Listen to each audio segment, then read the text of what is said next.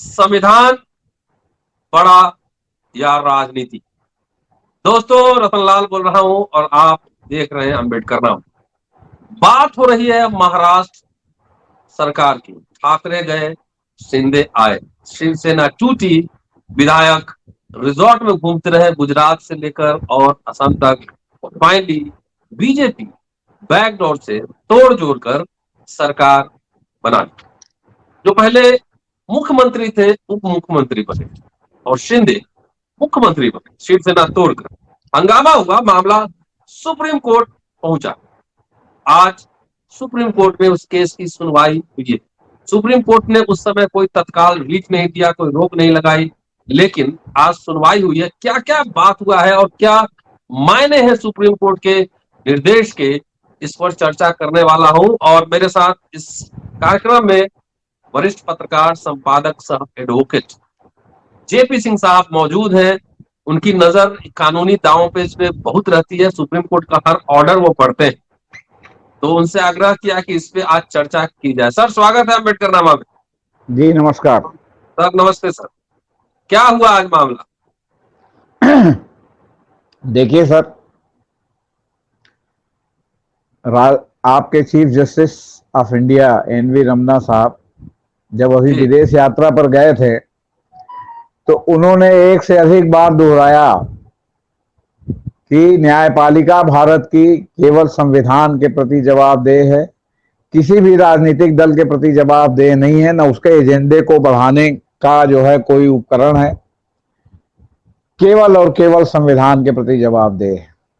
जी महाराष्ट्र का मामला इस तरह जो है क्या कहते हैं कानूनी पेचीदगियों में फंस गया है कि जी अब इस पर जो भी निर्णय होगा, मेरी समझ से एसआर बोमई जैसा निर्णायक निर्णय होगा।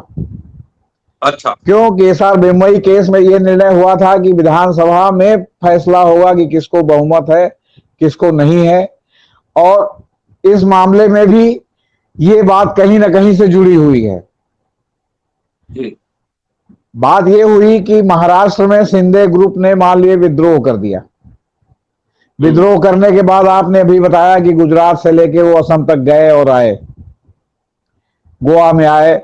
इसके बाद जो है वो क्या कहते हैं राज्यपाल साहब इस पे तुरंत सक्रिय हो गए और राज्यपाल साहब ने कहा कि उद्धव ठाकरे से कि आप अपना बहुमत सिद्ध कीजिए। उद्धव ठाकरे जो है वो क्या कहती सरकार डिप्टी स्पीकर के माध्यम से सुप्रीम कोर्ट गई, तो सुप्रीम कोर्ट में सूर्यकांत और पारदीवाला साहब की बेंच ने कहा कि सारे निर्णय हमारे जो है वो क्या कहते हैं इस रीट के निर्णय के पर निर्भर होंगे और तब तक अगर बहुमत के फैसले की बात होती है, अगर राज्यपाल ने कहा तो आप इसको कर सकते हैं, इससे कुछ प्रभावित नहीं होगा। अंतिम निर्णय सुप्रीम कोर्ट का होगा, उससे सब बाधित होगा। अब इसके बाद जो है वो विश्वास मत की बात हुई, तो जब विश्वास मत की बात हुई तो उसके एक दिन पहले एक शाम को एक पूर्व संध्या पर उद्धव ठाकरे ने जो है मुख्यमंत्री पद से और अपनी सरकार का इस्तीफा दे दिया। इस्तीफा देने के बाद जो है वो क्या कहते हैं जब आपका बहुमत का परीक्षण हुआ तो चूंकि और जबकि उद्धव ठाकरे सरकार की तरफ से ये तर्क दिया गया था सुप्रीम कोर्ट में कि डिप्टी स्पीकर ने दल बदल की नोटिस दी है 16 विधायकों को, 17 विधायकों को, वो फैसला हो जाए तब जो है आप इसके ऊपर जो है क्या कहते हैं निर्णय लीजिए। लेकिन सुप्रीम कोर्ट ने उस समय कहा था सूर्यकांत जी की पीठ ने नथिंग डूइंग, ये सब हमारे पर निर्भर रहेगा, जो हो रहा है होने दीजिए। 11 तारीख को इसका फैसला होगा, 11 जुलाई को। अब इसके बाद जो है इन्होंने जो है विश्वास मत कर लिया। विश्वास मत किया तो उद्धव ठाकरे की सरकार ने इस्तीफा दिया था नेचुरली। अब उसमें दोनों पार्टी ने इन्होंने तत्काल जो है उनको सरकार का गठन करा दिया। राज्यपाल साहब ने शपथ दिला दी शिंदे साहब को और फडणवीस को चीफ मिनिस्टर और डिप्टी चीफ मिनिस्टर की, और उसके बाद कहा कि इसका जो है आप बहुमत का जो है वो निर्णय कर लीजिए विधानसभा में। इस पर भी सुप्रीम कोर्ट गए, फिर उद्धव ठाकरे ग्रुप गया तो उन्होंने सुप्रीम कोर्ट ने तब भी कहा कि इसको 11 को हम पोस्ट कर दे रहे हैं, तो उसी में सब सुनवाई हो जाएगी, विश्वास मत होने दीजिए। तो सरकार का विश्वास मत आ गया, सरकार का विश्वास मत पारित हो गया। इसके बाद जो सरकार का विश्वास मत पारित हुआ तो उसमें दोनों ग्रुप ने जो है अपने अपने आपके क्या कहते हैं पहले स्पीकर का चुनाव भी करा लिया, फिर वो हुआ उसमें हर स्टेप पर ये लोग गए सुप्रीम कोर्ट, और सुप्रीम कोर्ट ने सब मामले को 11 तारीख को पोस्ट कर दिया। ये अभी मैं बाद में बताऊंगा कि कौन कौन से मामले हैं जी। अब पोस्ट करने के बाद जो है वो मामला आया, तो आने के बाद जो है 11 तारीख को फिर जो है वो मतलब डेट लग गई, और डेट लगने के बाद फिर जो है वो चीफ जस्टिस ने कहा कि हम इसमें वो गठित करेंगे, क्या कहते हैं पीठ, नई पीठ गठित करेंगे। उसको जो है वो क्या कहते हैं मीडिया में, आधे मीडिया ने चला दिया कि संवैधानिक पीठ गठित होगी, जबकि वो पीठ 3 जजों की गठित हुई। चीफ जस्टिस रमना साहब थे उसमें, आपके जस्टिस हिमा कोहली थी और जस्टिस कृष्ण मुरारी। इस पीठ ने आज की तारीख लगाई थी। आज की तारीख में इधर से कपिल सिब्बल और अभिषेक मनु सिंघवी पेश हुए, उद्धव ठाकरे की ओर से कपिल सिब्बल और डिप्टी स्पीकर की ओर से अभिषेक मनु सिंघवी हुए, और उधर की तरफ से आपके हरीश साल्वे साहब को उन्होंने एंगेज किया था, और बाकी तो सॉलिसिटर जनरल हर मामले में रहते ही हैं और सरकार के तारनहार हैं, ये थे। अब यहां मामला चला कि सिब्बल और अभिषेक मनु सिंघवी ने कहा कि 10वीं अनुसूची पर फैसला होना चाहिए, और सबसे पहले जो डिप्टी स्पीकर ने इनको नोटिस दिया था उसके ऊपर फैसला होना चाहिए। और साल्वे साहब लोगों ने कहा कि साहब जो है वो प्रधानमंत्री को जो है क्या कहते हैं हटाया जा सकता है लोकतंत्र में, तो मुख्यमंत्री क्या है। ये दोनों तरफ से बातें चली। इस बातों के बाद कोर्ट ने कहा कि इस मामले पर अब 1 अगस्त को सुनवाई होगी, तब तक दोनों पक्ष अपना अपना जो वर्जन है उसको लिख के दे दें, जो उनका तर्क वितर्क है। दूसरी ओर सॉलिसिटर जनरल ने कहा कि इस बीच में और भी याचिकाएं दाखिल हुई हैं जिनकी कॉपी नहीं मिली है। चीफ जस्टिस ने कहा कि साहब इसमें तो पेपर बुक बनना चाहिए क्योंकि ये बड़ा दूरगामी मामला है। अब इन सब बातों पर जवाबी पर सभी पक्ष सहमत थे कि ठीक है 1 अगस्त को फैसला होना चाहिए, मतलब 1 अगस्त को सुनवाई हो, इस बीच में ये सब काम होगा। अब यहां मामला क्या है? अब यहां मामला यह है कि 10वीं अनुसूची में जो दल बदल कानून को 10वीं अनुसूची में जोड़ा गया संविधान के, उसमें जो समय समय पर कोर्ट में चीजें हुई, तो उसमें कोर्ट ने कई मामलों में अपना जो है दृष्टिकोण व्यक्त किया और कई मामलों में बाध्यकारी आदेश जारी किए। लेकिन अभी तक राज्यपाल की भूमिका, स्पीकर की भूमिका, डिप्टी स्पीकर की भूमिका और हाई कोर्ट की भूमिका पूरी तरह जो है वो सुप्रीम कोर्ट ने किसी भी मामले में परिभाषित नहीं किया है। जैसे सार्वभौमई में उन्होंने एक रूलिंग दे दी कि साहब जो है विधानसभा के पटल पर जो है फैसला होना चाहिए, किसको बहुमत है किसको नहीं, मुंडी उंडी गिनने से कुछ नहीं होता। लेकिन अब सार्वभौमई के बाद दल बदल कानून आ गया। दल बदल कानून में 10वीं अनुसूची में कहा गया है, जो लेटेस्ट उसका जो वो है क्या कहते हैं वर्जन है, मतलब तमाम वो होने के बाद, अमेंडमेंट होने के बाद, उसमें सीधे कहा गया है कि कम से कम 2/3 का डिफेक्शन होना चाहिए, और वो 2/3 किसी दल में अपना विलय कर ले। अलग गुट के रूप में मान्यता का प्रावधान 10वीं अनुसूची में नहीं है, और इनका पूरा खेल 10वीं अनुसूची के में जो चीज नहीं है उसके ऊपर आधारित है कि हमको एक अलग गुट की मान्यता हो, पार्टी में विभाजन हो गया है। तो अब एक तो ये बहुत ही बड़ा संवैधानिक मुद्दा आ गया है कि जो 10वीं अनुसूची में ये कहा गया है कि इसका किसी में विलय होना चाहिए, क्योंकि शिंदे साहब ने अभी तक अपने दल का विलय नहीं किया है। और मेरी समस्या है, और न पार्टी बनाइए, हाँ न पार्टी कह रहे हैं हम ही असली हैं, वो इसमें चल रहे ताकि विलय करने की जगह असली मान लिया जाए। और उन्होंने 12 एमपी को भी कल तोड़ करके अलग गुट की मान्यता जो है ले ली है। अब वहां जो है अलग गुट की मान्यता ले ली है, जबकि ये सारा मामला टेक्निकली सुप्रीम कोर्ट में निर्भर है, और सुप्रीम कोर्ट कह रहा है कि हम जो है वो हमारे निर्णय से सब बाधित रहेगा। तब ये स्थिति है।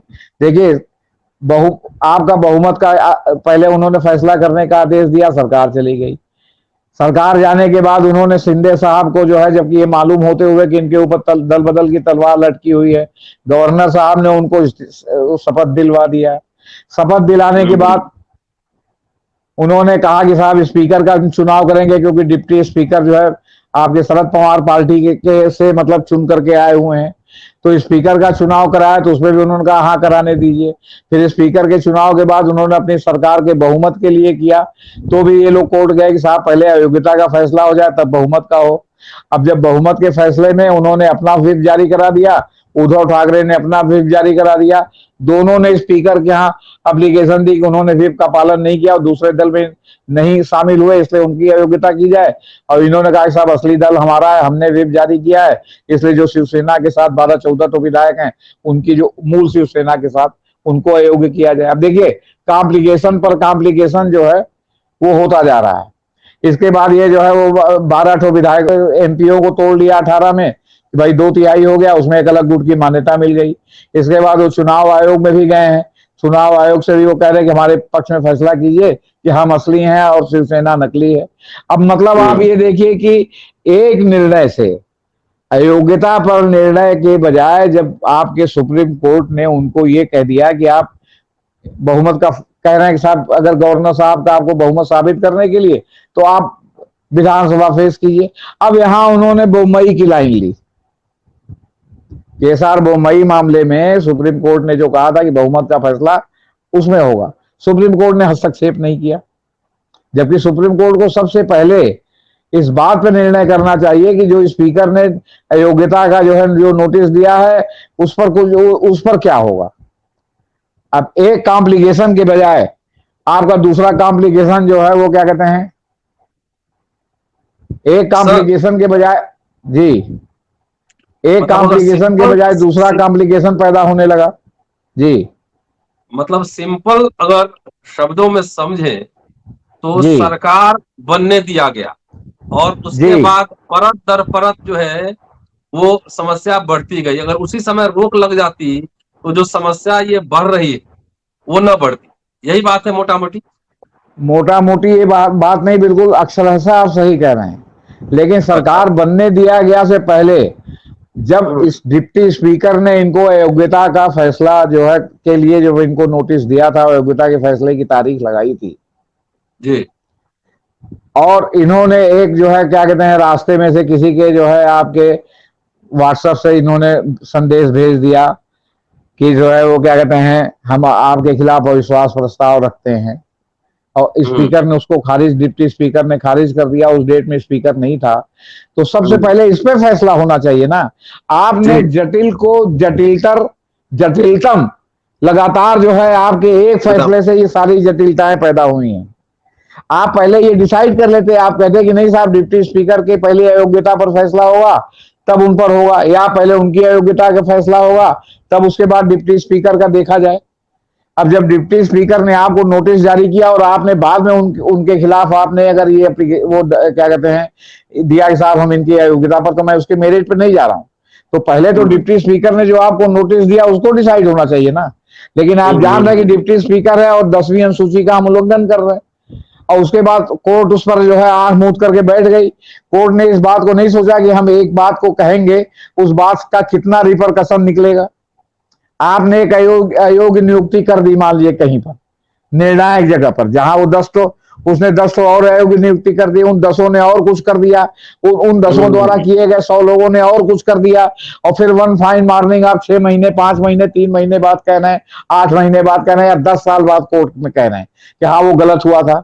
तो जो उतना उसके साथ गलत हुआ उसके लिए कौन रिस्पॉन्सिबल है? उसके लिए सीधे सीधे आप रिस्पॉन्सिबल है, सीधे सीधे आपको गवर्नर साहब रिस्पॉन्सिबल है कि जब अयोग्यता का मामला लटका हुआ, डिसाइड नहीं, कोर्ट ने कहा 11 तारीख को हम सुनेंगे, तो जो है उनको उन्होंने तत्काल उनको शपथ क्यों दिला दी? वो गवर्नर रूल कर सकते थे। लेकिन चीजों को तो हम कॉम्प्लिकेट करेंगे इसलिए कि इसको परिभाषित नहीं किया गया है। ये सब 10वीं अनुसूची में किया गया, दल बदल का कानून और लूप होल छोड़ दिया गया। पहले 1/3 था, फिर 1/3 लोग होने लगे तो 2/3 हो गया, फिर 2/3 में भी उन्होंने कर दिया कि नहीं इनको किसी में विलय होना पड़ेगा, अलग गुट नहीं होगा। आप हमको बताइए कि 2/3 अलग होना पड़ेगा, किसी गुट पे विलय नहीं होगा। आप कानून के आदमी नहीं है, आप एक हिस्ट्री के प्रोफेसर हैं, आप अपने सामान्य ज्ञान से बताइए कि फिर 2/3 का अगर विलय नहीं हुआ तो ये संवैधानिक है कि असंवैधानिक है? प्रथम दृष्टया डेफिनेट कोर्ट क्या करेगी, डेफिनेटली ये बात का मामला है। अनकॉन्स्टिट्यूशनल। जी, डेफिनेटली अनकॉन्स्टिट्यूशनल है। तो ये जो अनकॉन्स्टिट्यूशनल महाराष्ट्र है। का सिया जी जी, तो आपने एक काम किया, एक काम की आड़ में आपने 20 काम जो है मतलब और कर दिया, आपसे बता रहे हैं।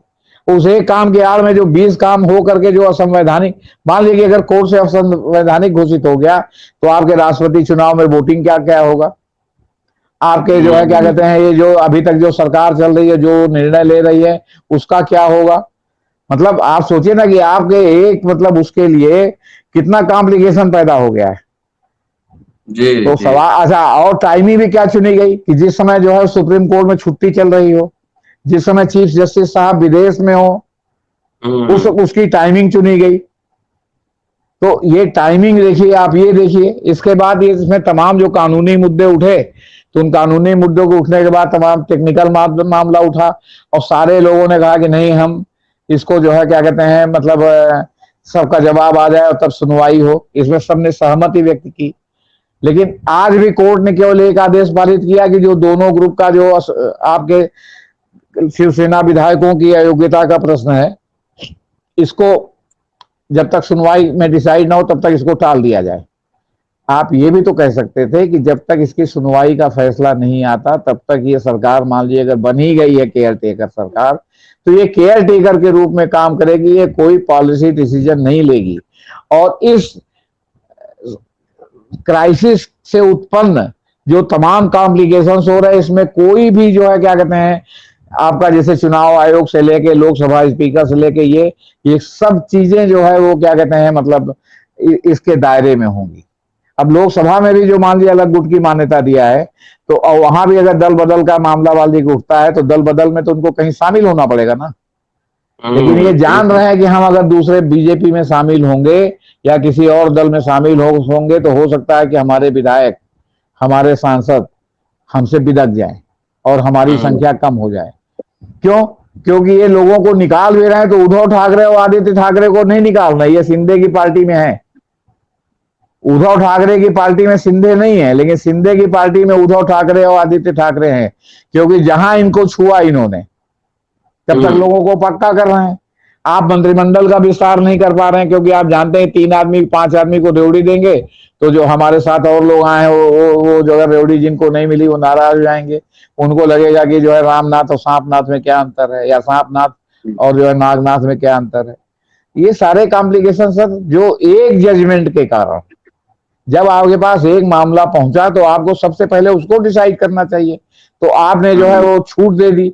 अब छूट दे दी तो उस छूट का जो है जितना भरपूर दुरुपयोग हो सकता है, और गवर्नर और सत्तारूढ़ पार्टी और जिनको सत्तारूढ़ पार्टी केंद्र की तोड़ के लाई है वो लोग उसका लगातार निरंतर मिसयूज कर रहे हैं। ये क्या है जी? सर, तो ये महाराष्ट्र का जो सियासी संकट है, सवाल वही जी है, जी जी संविधान बड़ी या राजनीति, इसके लिए जी जिम्मेदार जी गवर्नर है, सुप्रीम कोर्ट है। किसको जी। समझे, गवर्नर या सुप्रीम कोर्ट, दोनों? नहीं, गवर्नर क्या है, सुप्रीम कोर्ट ने मान लिया कि एक अगर गुड फेथ में मान लिया थोड़ी देर के लिए भाई बहुमत हो जाए, बहुमत बिना बहुमत के सरकार क्यों चले, वो कहा तो उस कहने की आड़ में कितनी चीजें की गई, इस पे सुप्रीम कोर्ट को सतर्क नहीं रहना चाहिए। जिसे हम्म सुप्रीम कोर्ट ने कहा कि 11 तारीख को इसका फैसला होगा, हम्म और जो है वो बहुमत सिद्ध होकर करिए। सरकार मान ली कि चली गई, सरकार चली गई तो सुप्रीम कोर्ट के साथ में ये भी कह, जिसे कहा कि सब चीजें हमारे आदेश से बाधित होंगी, तो उनको ये भी कहना चाहिए कि इस बहुमत से सरकार रहे या न रहे, गवर्नर रूल कर दीजिए, लेकिन जब तक इन सब चीजें डिसाइड नहीं होती तब तक नई सरकार का गठन नहीं होना चाहिए। ये नहीं सर, कहना आखिरी चाहिए। जी एक और सवाल। जी ये जो पूरा देख रहे हैं सियासी संकट, मध्य प्रदेश में भी जी हुआ है, तमाम कई राज्यों में देख रहे हैं तोड़ फोड़, जी चुनाव कोई जीतता है, बिहार में हुआ, सरकार किसी और की बनती है। तो क्या ये लग रहा है कि मतलब कई स्तर पर, कई कई लिम्स में, ऑर्गेनाइजेशन में कॉन्स्टिट्यूशनल मोरालिटी का अभाव दिख रहा है? देखिए, ये तो भारत है सर। यहाँ आप कानून बनाते हैं तो जब आप कानून बनाते हैं तो उसको तोड़ने के लिए हजारों तरकीब भाई लोग पहले से ही निकाल लेते हैं।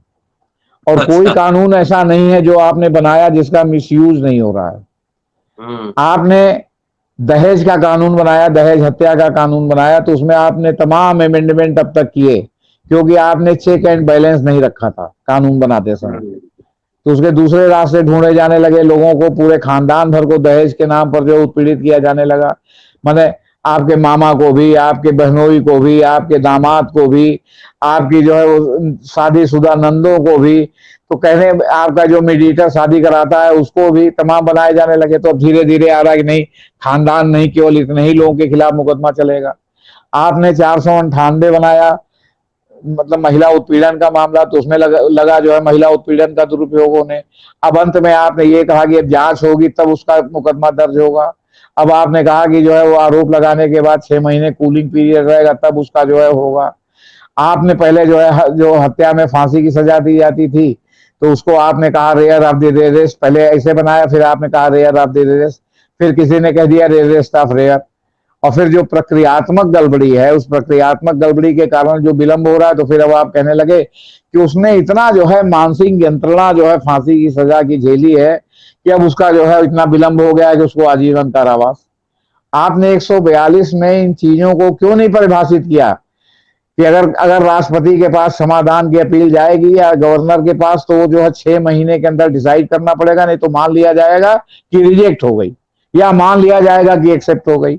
आप दोनों में से जो भी व्यवस्था देना चाहते, फिर आपके पास जो मुकदमों की जो है वो कमी ना होती। तो फिर एक दिन जो है मृत्युदंड का अपराधी आपके पास आता है और कहता है साहब हमारे में इतना विलंब हो गया है, इसलिए मैं तो बड़ा मानसिक यंत्रणा झेल चुका हूँ। और फिर आप उसको जो है फिर नोटिस वोटिस जारी करके, और सरकार की ओर से जवाब नहीं आता, क्योंकि सरकार की उसमें मिली भगत होती है। और आप भीतर से इतने कमजोर हैं कि आप दृढ़ता का निर्णय नहीं ले सकते कि अगर हमने फांसी की सजा दे दी, तो आपको जिसको फांसी की सजा आपने दी है या मंजूर किया है, जिसकी क्षमा याचना रद्द की है, वो लगेगा रात में सपने में आपके आने, भूत बंगला हो जाएगा आपका घर, सारे सिक्योरिटी से आप घिरे रहेंगे, इसके बाद भी आपको लगेगा कि कोई अदृश्य ताकत आपका गला दबा रहा है, रात में आप चिहुक के उठ जाएंगे। ये सब हम मनोवैज्ञानिक बात बता रहे हैं, इसलिए कि हमारी इसमें भी बहुत जानकारी है।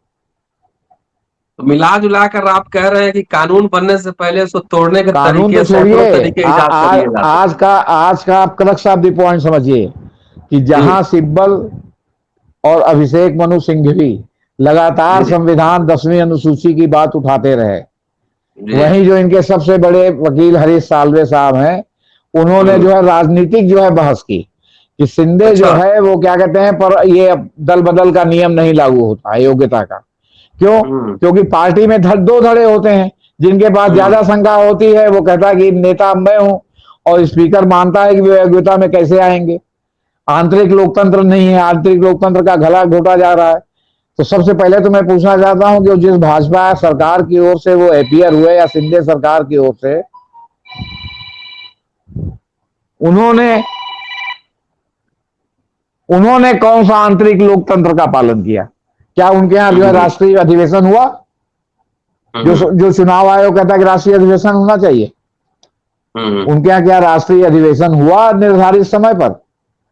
सवाल है कि लोकतंत्र में अब कहां बहस चल रही है। खाता ना भाई जो मोदी कहे सही, खाता ना भाई जो सोनिया कहे सही, खाता ना भाई जो शिंदे कहे सही, जो खाता ना भाई जो जो आपके उद्धव ठाकरे कहे सही। मैं किसी के पक्ष में नहीं हूं, मैं इसके पक्ष में हूं कि संविधान सर्वोपरि है, और संविधान से जो है सरकार चलनी चाहिए, संविधान से देश चलना चाहिए, किसी की सरकार रहे या जाए, टेक्निकल जी मुद्दा नहीं जी। है। सीधे सीधे है कि आप अक्षरशः जैसे चीफ जस्टिस मीलार साहब ने जो है कहा कि हम संविधान के प्रति जवाबदेह हैं, तो हम भी उनसे आग्रह कर रहे हैं कि मालिक आप संविधान के प्रति ही जवाब दे रहे हैं, और देश को संविधान से चलने के लिए बाध्य कीजिए। आप गैर संवैधानिक जो है क्या कहते हैं मतलब काम मत कीजिए, या गैर संवैधानिक चीजों को आप इलाऊ मत कीजिए, आप संविधान से ही चलिए। और इस तरह जहां पर जो है वो हो गया हो क्या कहते हैं चीजें बियॉन्ड कंट्रोल हो गई हो, वहां आप एकेडमिक रूप से जो है संविधान पीठ बना करके, जैसा आपने संकेत दिया और जो बाकी लोगों ने भी कहा हाँ इसमें बड़े गंभीर मुद्दे हैं, संविधान पीठ को जाना चाहिए ताकि वंस फॉर ऑल सेटिल हो जाए, तो इसको आप एकेडमिक रूप से सेटिल होने दीजिए। तब तक आप कहिए कि वहां नई सरकार के लिए नया चुनाव होना चाहिए। जी जी जी। इस तरह की जो है मतलब जब घचड़ पचड़ की स्थिति है, और बाद में फिर आप डिसाइड करते रहे कौन सही है कौन गलत, फिर वो एकेडमिक बात हो जाएगी, आने वाले समय के लिए वो जो है उदाहरण स्वरूप काम करेगी। जी ठीक है सर, मंगलवार तक इनको देना है लिखित, और उसके बाद उस पर सुनवाई होगी फिर 1 अगस्त को, और 1 अगस्त को सुनवाई होगी, लेकिन इसमें भी संविधान पीठ का के गठन का भी मामला है। तो अगर 1 अगस्त को कहते हैं कि हम संविधान पीठ को भेजेंगे, और उसमें अगर वो टाइम फ्रेम नहीं निर्धारित करेंगे, तो इनकी सरकार का कार्यकाल पूरा पूरा हो जाएगा, ये मामला डिसाइड नहीं होगा। ये सब भी टेक्निकलिटी है इसमें। सीधी सी बात है कि इस तरह की परिस्थिति हो गई है जहां फिलहाल ये निर्णय करना मुश्किल है कि ये वैधानिक है कि वो वैधानिक है, संविधान पीठ करेगी। तब तक जो है वो क्या कहते हैं, फिर वो जो है विधानसभा भंग करके नया इलेक्शन होना चाहिए, तत्काल इलेक्शन हो, 6 महीने बाद इलेक्शन हो। जी जी जी, शुक्रिया सर। और दोस्तों, जेपी सिंह साहब है परत दर परत जो जटिलताएं हैं उसको बहुत ही साधारण शब्दों में समझाते हैं, और मैं इतिहास का छात्र हूँ, इनसे बहुत सीखता हूँ। आप पूरा वीडियो देखिए, सुनिए और सुनाइए, शेयर सब्सक्राइब जरूर करते रहें। शुक्रिया सर, थैंक यू।